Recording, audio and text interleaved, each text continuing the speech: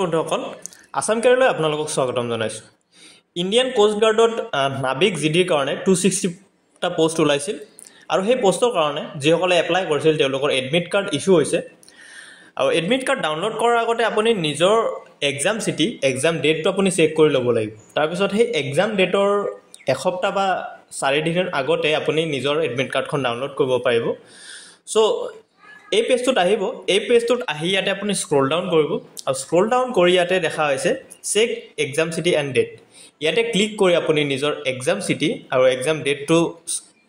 check কৰিব আপোনাৰ যি আইডি পাছৱৰ্ড আছে এপ্লাই কৰাৰ সময়ত যি আইডি পাছৱৰ্ড দি এপ্লাই কৰিছিল চেক কৰিব আৰু সেই আপোনাৰ এক্সাম ডেটৰ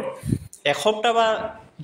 4-5 দিন আগতে আপুনি নিজৰ এডমিট কাৰ্ডখন ডাউনলোড কৰিব পাৰিব আৰু এইটো ডাউনলোড কৰাৰ কাৰণে ইয়াতে স্ক্ৰল ডাউন কৰি ইয়াতে লিংক দিয়া আছে Indian coast guard admit card বুলি ইয়াতে ক্লিক কৰি আপুনি নিজৰ এডমিট কাৰ্ডখন ডাউনলোড কৰিব পাৰিব